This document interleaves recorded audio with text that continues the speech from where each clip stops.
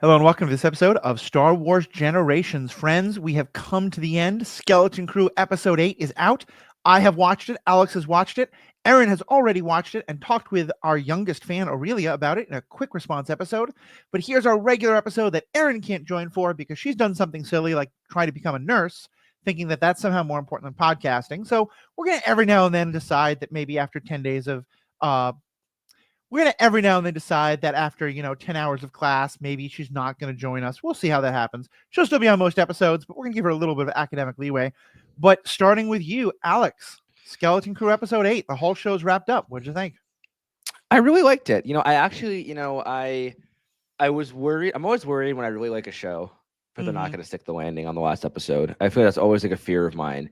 But they didn't Disneyfy it. I really appreciated that. Like, Jod kind of like he was like still, he still had a little sympathy for him, but he kind of stuck to his pirate self. He didn't like last second cave or change ways. He was a pirate. And each of the kids kind of got a satisfying ending. They all like learned something on this journey and got to use what they learned, like from a not just like physically, but like emotionally. Like the growth was so apparent, and they all like had a role to play. The parents had a role to play. There was like good closure.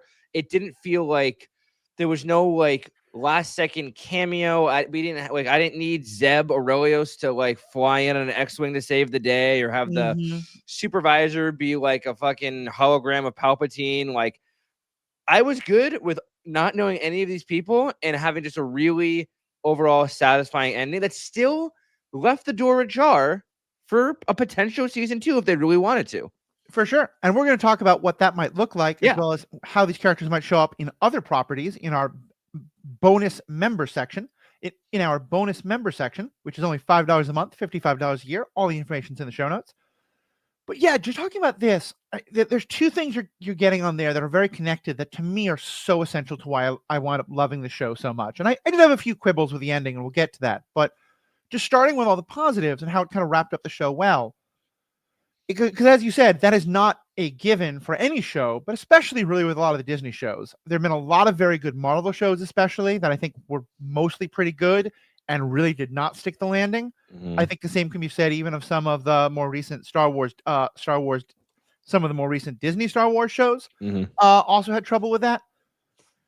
But here, and I wish there was more of an epilogue, and I'll talk about that more in a bit, but what I really loved is they managed to give this story its complete weight, and as you said, it didn't have to tie into anything. And for me, let me start that again. And for me, there were two big things there, and they both had to do with the character of Jod. And one is that, as you said, they didn't make him either a complete, awful, evil, terrible person or redeem him, and also that they let him be totally unconnected. Because someone else I saw posted on Twitter, and there's nothing wrong with asking questions like this, but it is my perspective, they posted, okay, so which Jedi found Jod? I'm also curious about that, but doesn't really matter. My response was, don't know, don't care, and I don't ever want to know. Or, tell me that it was some, it was named Bob Job, and he was a Mandalorian, or he was a Nabooian, or whatever it is. The fact is, I don't want it to be Shakti. I don't want it to be some named character. Hey, Matthew, Shakti was killed 5 different ways. I don't think it can be Shakti. I'm just saying. No, I know. Someone suggested that in the comments of that, and I was like, I thought they were dead, but whatever. My point being, I want it to be someone we have never heard of, and I want it to not be a connection to Obi-Wan or to Anakin or to anything else. I want it just to have been one of the literal thousands of Jedi that were out there. Because I know you have a second point, but can I respond to that? Yeah, go for it. I agree with you. What I like about it is that, like, as I was watching that, or I heard that, for the next 3 minutes, like, all my brain was thinking was, it could be Unduli, it could be Ahsoka, it could be someone we never heard of.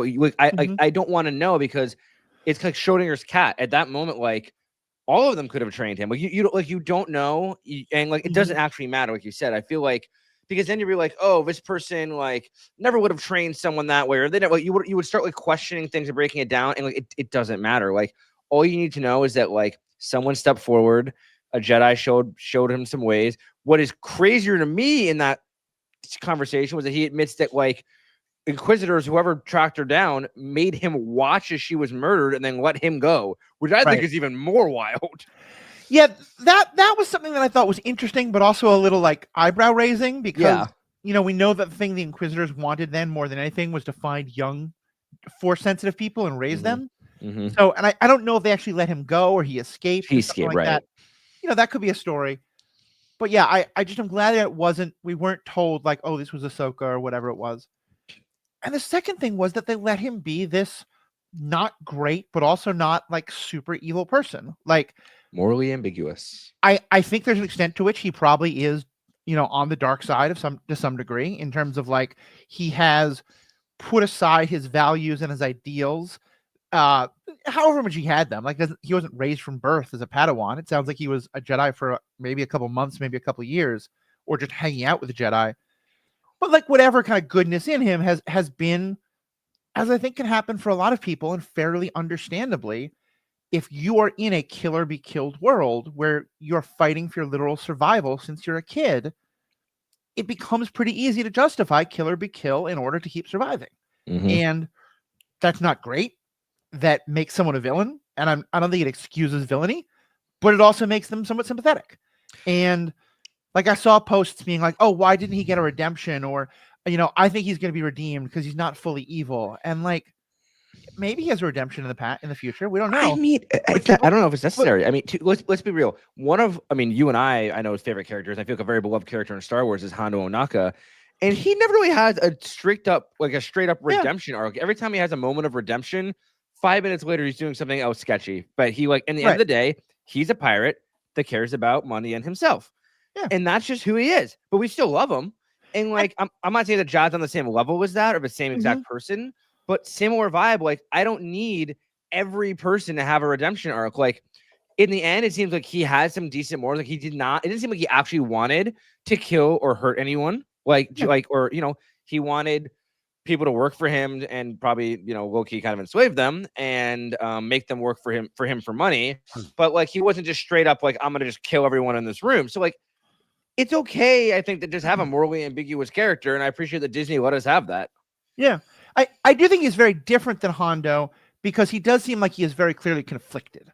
Yes. Like Hondo is I'm not going to follow society's code, but I have my own code of honor. And there's some ways in which I'll betray everyone and sometimes I won't. And he's at peace with it.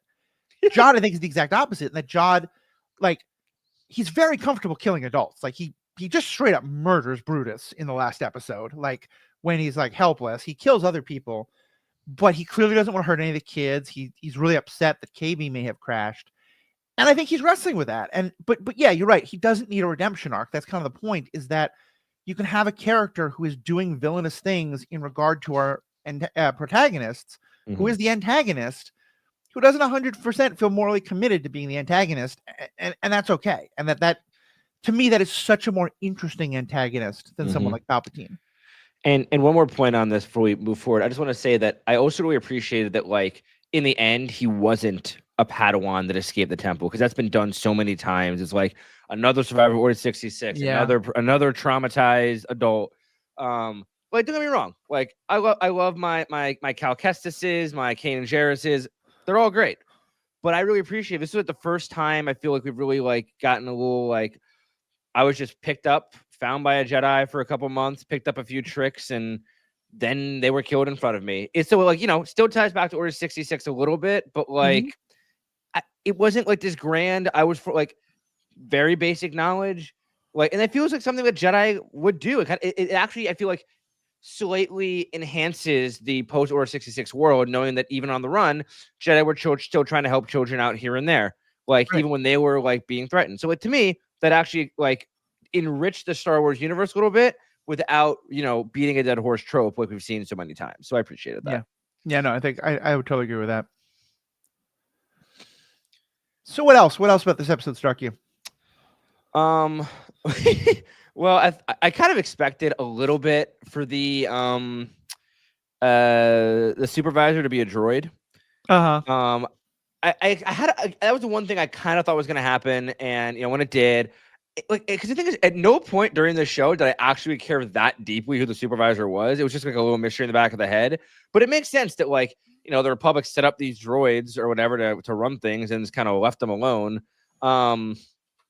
It was a little funny to me that he was only on screen for like a couple of minutes before Jad just like shut it all down, and like destroying one thing destroys every electrical thing on the whole planet was a little strange to me. But it was necessary for the plot. I get that. Yeah, that was definitely one of the few real eyebrow moments I had. The idea that this major droid could be so easily destroyed, that it would be so easily tied into everything, and also that, especially if it is a droid, but it's almost more like it's a droid that's kind of just tied into the central machinery. It's almost kind of like how what's the name of the droid in Solo? And they kind of like upload her intelligence. K something, not K something. I know you're talking about. Like, yeah, Lando's droid. Yeah, yeah. And it felt like it was more like, I didn't feel like it was a physical droid as much as it was, like this, AI that had been uploaded into that entity. But yeah, so to have that, and then also to have like, okay, the biggest thing it's supposed to do is to keep this barrier. And in a room that has very little security, there's just going to be hanging around a big lever to turn off the barrier that keeps this entire planet and this huge secret safe. Yeah. I also like, if there is, we'll talk about it. Okay, actually, we'll talk about that later. But I agree with you. And I think that like it's strange to me that it was so easy for him to impersonate a Republic emissary, get access to the vault, and then like meet the supervisor. Like this, like they have this, like you said, this crazy system. But then once you're through the barrier, like they're like, oh, he has the ship. He must be good to go. Right. But the supervisor was still like skeptical, because as soon as Fern said like he's a pirate, supervisor was like, oh, I knew that. I expected that. But the one thing I was saying in that one scene that did like raise a little bit of an eyebrow for me, what's interesting is he said the last communication we got from the Republic was that all Jedi are traitors. It was Order 66. Right. So I'm curious if like the Empire did not know it existed at all. I think that's the inclination we're supposed to make.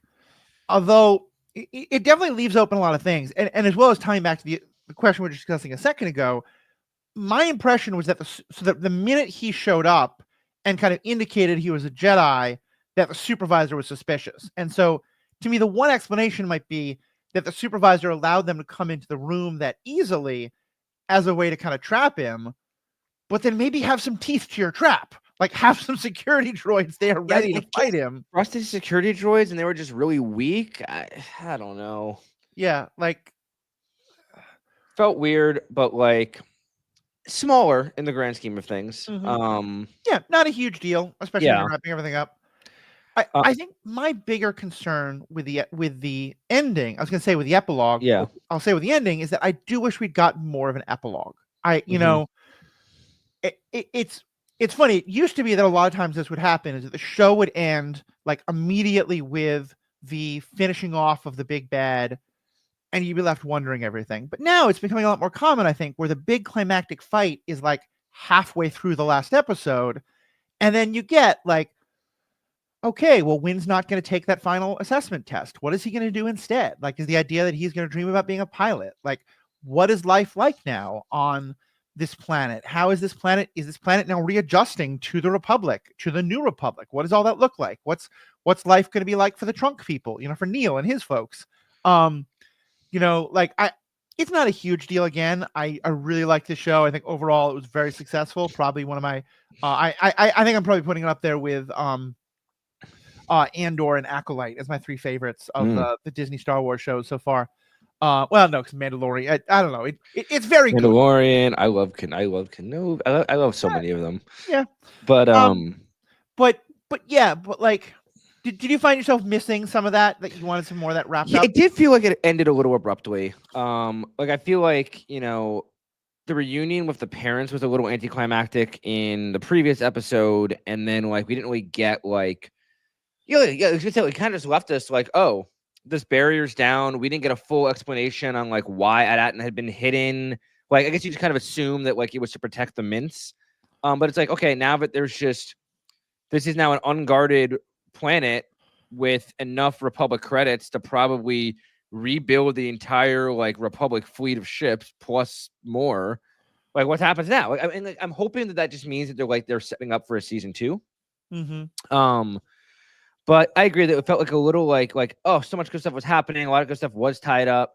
But then I was like, oh, wait, I wanted a little bit more, and I actually like waited in the credits because I was expecting like a quick post credit scene to like set something, whether it was like right, Jod escaping with credits or like a Republic. Like I don't know, their chancellor or some Republic hearing being, like you just hear something along the lines of, we've rediscovered this planet, like just something that kind of put the ball in motion. right. And we didn't get that. So I agree with you on that as well. Although this does actually tie into me, one thing that might explain part of what you were talking about why the Empire doesn't know about this planet is I'm remembering that in the Bad Batch, one of the first plot lines we get is talking about how like the Empire is now printing its own credits and is kind of collecting the old credits and replacing them with Imperial credits. And I wonder if part of that's because they were like, all right, well, let's just keep printing credits. How do we do that? No one knows. It's an off the wall idea. That's a good idea. That's a good point. Here's a different off the wall idea though that is more relevant to what we're just discussing. Star Wars has been doing this thing now for a while where TV shows and movies try to tie in. And if I remember correctly, Mandalorian and Grogu was supposed to come out this year originally, and then it got pushed back for various reasons, the writer's strike and stuff like that.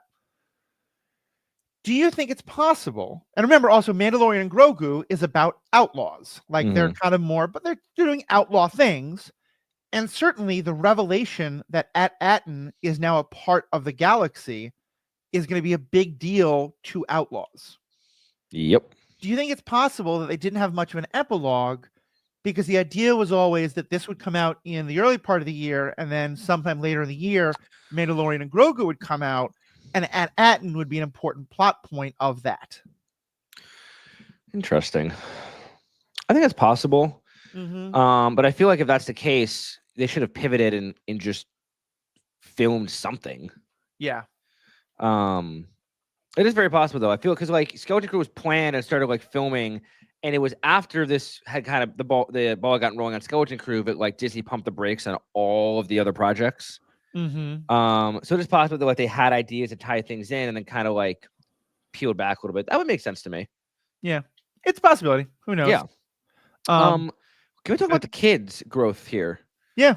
I really did appreciate that each of them like had their moment. So like Win, my boy, he finally got a chance to like be brave and stand up for himself and like basically like say to his dad like no more of just like doing what you're told, no more of just like doing whatever, like I want to be like the Jedi of old, and like actually gets a hold of the lightsaber, holds it the right way, my boy. Doesn't like back down like he does for a second, but then he ends up like gaining the courage to like go forward again. Like him and his dad almost like encourage each other and hold each other up, which means that like their relationship's also getting worked on.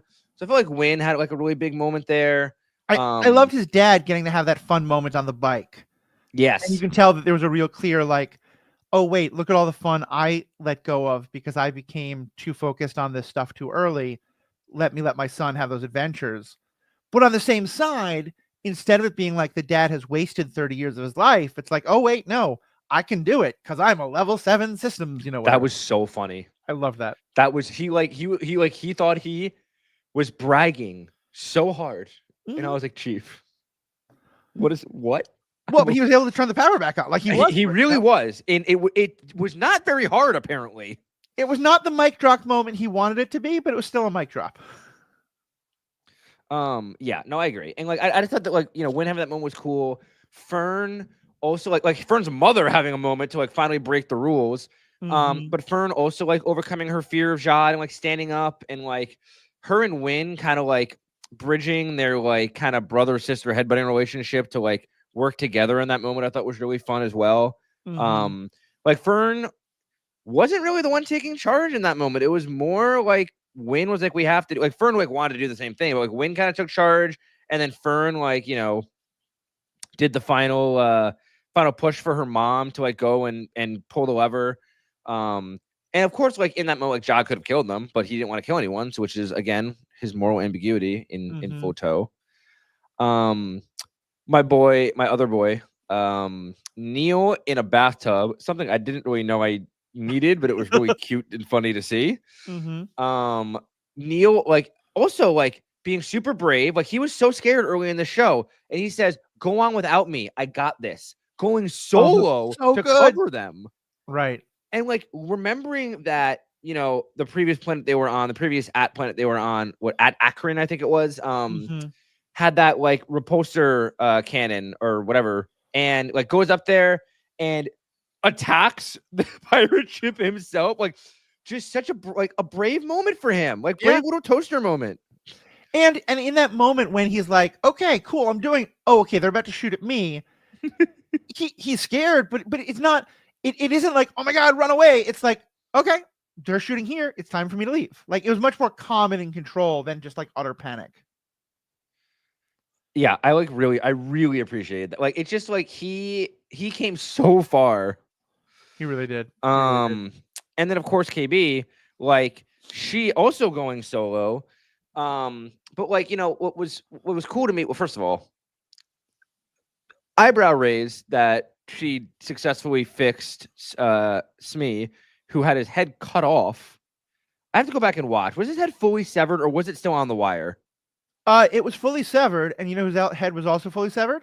C-3PO's. And here I will quote to you a movie that I am almost never going to hold up as good, but I know is one you defend, Attack of the Clones. C-3PO's head is just mechanically like plunked on to a B-1 battle droid's body with no attempt to be like, let's make the chords match up, and it's super easy. So I guess that's fair. Easy, then yeah, I guess that's fair. My eyebrow rose for a minute, but I was happy he was up. But KB repairs him, like is able to pilot the ship by herself, like get the message out. Like she had the idea and the plan to get the message out. Like again, she was kind of always in the shadow, always listening to Fern, but she's the one that was like, we can get a hold of Kim. Like I can pilot the ship up. Like she puts the plan forward. Like it's just she took charge in that moment too. And like homegirl, like she got, you know, she got hit, she got back up. Like it just felt like she had a really big moment in like not just being a follower anymore and like using all of her knowledge, and her mom supporting her to the like they were never scared. They're like, you can do anything, you can fly anything. God, beautiful parental support in Star Wars is not that common, and I love to see it. It's not common in Star Wars, and frankly, it's not that common in the Goonie type movies. Like a lot of it is. A lot of these movies would end with the kids coming up with crazy adventure and then telling their parents some ridiculous lie, and the parents being like, okay, well, you're grounded for a week, whatever, and going on with their lives, and the kids being like, phew, they didn't figure it out. So having the parents like fully in on it, like understanding what was happening, and like, I mean, these kids just fundamentally changed their world forever. And again, the parents being like, okay, whoa, you're alive. That's good. I will also give Star Wars a little credit here. When we first saw KB's ship kind of like going down and it might crash, and it kind of like there was something like a buildup of other things that we were going to like, basically the implication was that we were going to lose sight of KB's ship a second or two before it actually crashed. And I figured it was going to be like, it goes down behind that. Everyone's like, oh no. And then, you know, triumphant music and the ship flies out. We didn't get that. It was just like the ship was just gone. And I really was like, okay, we're going a little deeper. You're going like, I didn't think they were going to kill a kid. I didn't believe we were going to go that dark. You know, although for a second I thought maybe. Okay, here's my moment of darkness that I was not going to discuss with our 11-year-old fan.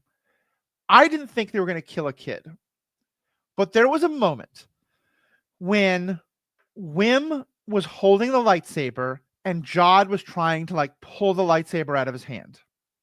And I thought what was going to happen was that he was going to win the fight, but Wim was going to hold on to the lightsaber and turn it on, and basically Wim would murder, like not. That's what I thought was going to happen too. I thought that like Wim was going to like turn it on as Jod pulled it, and it was going to like, cut off his arm or something. Yeah, I had the exact same thought. I thought Wim was 100% going to murk him. I'm glad that I was not alone in that thought. I was the exact same way. Oh no, and I was like, I kind of don't want that because that's like this kid already has some PTSD, but don't make him murder someone. Right. Murder obviously not the right word, but kill someone. Unintentionally kill somebody, but yeah. But I appreciate that they gave us that moment where, because probably other people felt the same of like, is that going to happen? Because that could well happen here. Well, they did kill off many pirates. Right. Well, but our heroes never quite did that. Yes. They called the X-Wings to do that. They called the X-Wings to do that. And like, I thought it was funny that they called in Kim, who like got X-Wings there so quickly. She was like not surprised at all when they found At-Atten and was just like, I'll get X-Wings to you right away. Yeah. And they just like pulled up, no questions asked, and just cleared out the pirates. Look, we established all the way back in Rogue One that we established all the way back in Rogue One that X-Wings always fly at the speed of plot.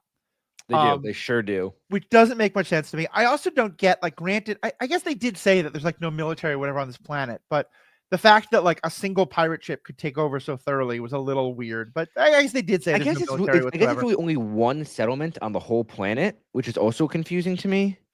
I mean, but that's almost always the thing in Star Wars. Yeah, I know, but like at least they're trying to like in the future movies, like they're trying to expand it, like with Tatooine having a little more space. But like I get what you mean, like it's always just like one city, even though there's a whole fucking planet. Mm-hmm. But yeah, I mean, like they have no military, but they have one single turbo laser cannon. Yeah. Yep. Whatever. Yeah, I don't know, it was just strange, but all the kids I thought really good. What do you think? They didn't really show us. Do you think Jad's gonna get caught? Do you think he's gonna go into hiding? What do you think's next for him? I guess what him and what do you think is coming next in the show? Let's discuss that in the bonus section. Oh, yeah. Because we're almost out of time for this episode, right. But that'll be great for the bonus section. Again, you become a member, $5 a month, $55 a year. Also, if you want other ways to support the podcast as well as get some cool stuff for yourself, you can buy a lightsaber. You can buy lightsaber accessories. Either if you just want like a fun lightsaber to swing around and make the cool noises and have some fighting practice, and also maybe learn like lightsaber combat, or if you just want like a specific, like you've got a Shaak Ti cosplay and you want Shaak Ti's actual like handle, all that stuff you can find at Level Up Lightsabers, leveluplightsabers.com. Fantastic company run by Neighborhood Master Alan, who's been on this podcast. He and I talk back and forth on TikTok a lot and other places like that. You may have seen him on TikTok or Twitter or other things like that. If you buy a lightsaber from them, if you do it through the link in our show notes, we'll get some of that money back. I think, get a discount. Everybody wins. So if you're thinking about doing that, please do that. If you're thinking about becoming a member, please do that. And for everybody else, thank you so much for being a part of this. We have spoken. Stay classy, At-Atten. Because you ain't got no barrier no more. You got no barrier. Just got class. And welcome back. Boom, boom. Let's talk about the question you just raised. What happened to Jad? I don't know, man. He like just like looks out the window and then just disappears ominously. Mm-hmm. And I'm like wondering if I don't think they're gonna catch him. I think he's gonna like go into hiding somewhere. But like again, I don't know where he's gonna go to hiding in At-Atten. Like I feel like he's just not gonna give up on the gold that easily. Yeah, I think that's possible. I think remember a whole bunch of those pirates did escape, and they're not going to think very fondly of him right now. So that sort of might be, a thing. What kind of medium would you want to see more of his story in? I guess we'll start with, do you want season 2 of this show? I do. I would like, I think, I don't need it to be like Mandalorian where it's like 4 or 5 seasons. I think one more season of the show, I'd be really satisfied with it. Yep. But if there's more to tell, like I would like to see like, what happens with Jad? Like, now the Republic knows about this place, like what happens with all the Mint and all the other At-Atten worlds, like all the At worlds, like are they gonna go liberate at Akron? Or I just feel just like a more to explore here. It could also be like now that this planet's on, like barrier is down, like you said, like it could draw more Marauders. Do we finally get the introduction to live action Hondo Ohnaka here, like in a following season where like he shows up trying to plunder the gold from here? Like I'm very curious. There's just a lot of ways they could take it. And honestly, look, at the end of the day, Matthew, if they did say, you know what, we're just gonna leave this as one season, I wouldn't be like upset. Like it was a really good show. It works as one season, self-contained story. I'd be happy. But I wouldn't mind one more season, I would say. I feel like the Acolyte needed a season 2 in a way Yes. that this didn't. Yes. And I'm totally fine with that. I would like more time with these characters, such as, like a second season, a book, A book. something like that. I do think it's entirely possible that this ties into what happens in Mandalorian and Grogu. Certainly a rogue Force user could wind up being an antagonist in that movie in a way that I could see. And I think that this is not to go back on anything I've just said, but the two things that I kind of praised it for, I do think that in a second season or in another iteration of the story, I would be okay with some of those things changing. And what I mean by either that like, maybe like Jod comes back and finds the kids and is like, look, I need your help, because the pirates are chasing him, or the pirates go after the kids, and Jod, like something where Jod does get moved more into, like, not even talk about words like redemption, but like more of an anti-hero, which we've seen from a lot of characters like Mandalorian and not even Mandalorian, but Boba Fett. Boba Fett became an anti-hero after being, the guy who like locked up Han Solo, like wasn't the guy we liked. I could see that with him. I think anyone could be redeemed in Star Wars. And like, I wouldn't mind if he was redeemed. I just wouldn't have made sense if he was suddenly redeemed so quickly. For sure. And he doesn't need to be redeemed. He can still be the anti-hero. I don't need him to go join the Force. But I will say that's the other thing is, not necessarily. Well, join the Force, like die. No, but that's the other thing is, we do know also this is all taking place at the time that Luke is building his school, and we've never gotten to see more of what happened. We just got those little bits in Last Jedi. I don't know if I want that, because I kind of am happy moving beyond the Skywalker story entirely. But if I got that, I would only want it in like a Tales of the New Republic, like 1 or 2 episode animation max. Yeah. Well, but like, let's say, I mean, I guess that's kind of where I'm going to, is like, if someone from that, what if Jod becomes a Knights of Ren? What? No, I think that would be too much. That'd be crazy. I'd rather Jod fucking like join up in Hondo's crew or something, like, or find some way, like, oh my god, that'd be great. But the two of them together, like arguing and bickering, would be fucking hilarious. Like, in some ways, for that reason, I wish this was actually set beyond the sequels, because originally I was thinking, like, what if Jod gets tied up with like whatever group Rey is going to try and form to rebuild whatever's going on. Yeah, I guess I don't want him like going to meet Luke or anything like that. Yeah, I agree. But like, if he meets up with Ahsoka or someone like that, or because like the Republic, like the New Republic is probably going to now be much more involved in trying to protect at. And so if somehow like Ahsoka gets involved in that, and so she and him meet up in some way, I'd be cool with that. Yeah. But I'm also cool with it being on its own. Like, I think that, like, right now the canvas is pretty blank moving forward. And what I like about the way that they did this is, like, this show, I think fans will be happy with it standing by itself, getting another season, continuing in book form, continuing in, like, just maybe like a shoot off, or like they follow Jod around. Like, I just, there's a lot of open possibilities here, and I think I'd be happy with most of them, as long as they don't, ruin it. Yeah.